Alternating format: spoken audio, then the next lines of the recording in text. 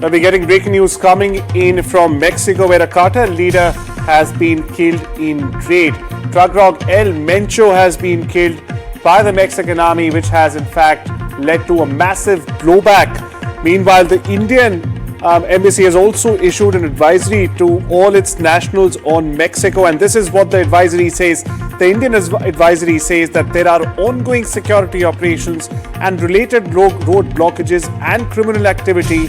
Indian nationals in the state of Jalisco, including areas of Puerto Vallarta, Chapala and Guadalajara, are areas of Michoacan State, Guerrero State and Nuevo Leon State, should shelter in place until further notice. Remember, this comes after the fallout of the Jalisco drug cartel head El Mencho being killed by Mexican army, by Mexican soldiers. Meanwhile, Indians have been suggested by the Indian consulate to avoid areas around law enforcement activity, to be aware of their surroundings, where they are, where they might be going, to seek shelter and minimize any unnecessary movement outside their shelter, the place Indians find themselves in at the current location. Indians are also being asked to monitor local media for updates. Not only this, the Indian advisory also clearly mentions that Indian nationals must follow the directions of local authorities and in case of emergencies, call 911. Very importantly, that's the helpline number India has put out for Indian nationals who are currently stuck in Mexico, where there's widespread violence underway after the Mexican authorities killed Jalisco drug cartel's head El Mencho.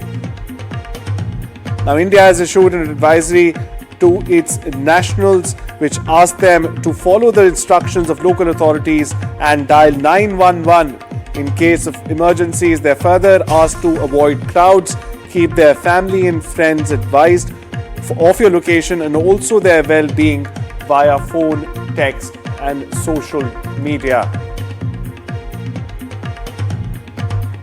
Now, Mexico's most powerful cartel leader has been killed. That's right. Now, the Mexican army says it killed Nemesio Ruben Oseguera Cervantes, better known as El Mencho.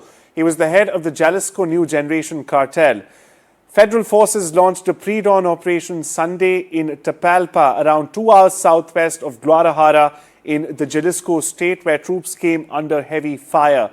We're getting to learn 4 people were also killed at this very scene of this confrontation shootout that took place between Mexican authorities and the Jalisco drug cartel members. Meanwhile, 3 more, including Oseguera here, the El Mencho, the head of the Jalisco cartel, were wounded and later died while being flown to Mexico City. 2 suspects have also been arrested. Meanwhile, Mexican authorities have seized armored vehicles, rocket launchers and other weapons from the from members of the drug cartel.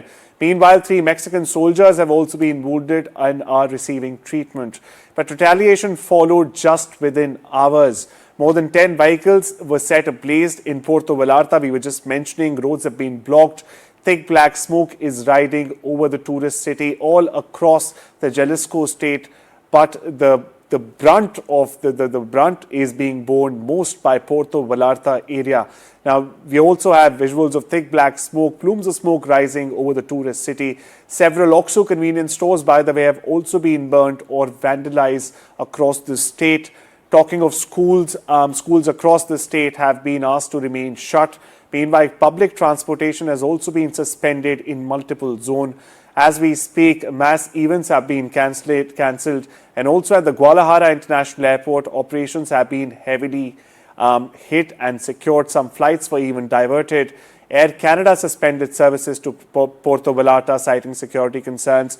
Not only this, the US State Department's, Canada's embassy and even New Delhi are urging citizens in the Jalisco state and several other states, in fact, to shelter in place. Meanwhile, officials say a statewide code red situation remains active as we get you this broadcast. Now, the takedown marks the biggest blow yet against a cartel that has been blamed for trafficking massive quantities of fentanyl into the United States. And mind you, this was also one of the biggest flashpoints between Donald Trump and the Latin American countries' drug trafficking.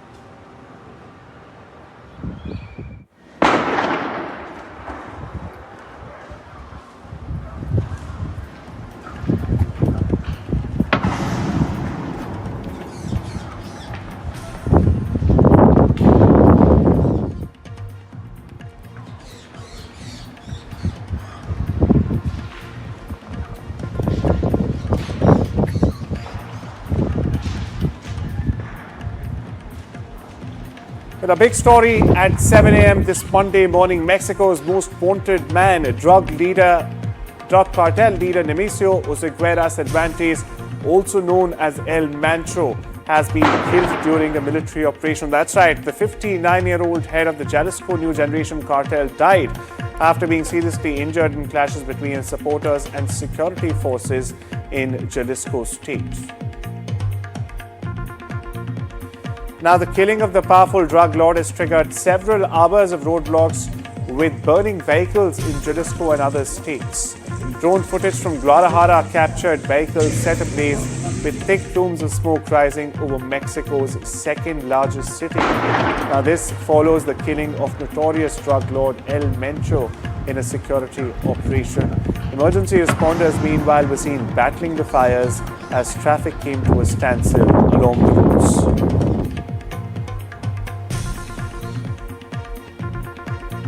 The Indian embassy, meanwhile, in Mexico has also urged Indian citizens in multiple states, including Jalisco's Puerto Vallarta, Chapala and Guadalajara cities, to shelter in place amid the ongoing operations.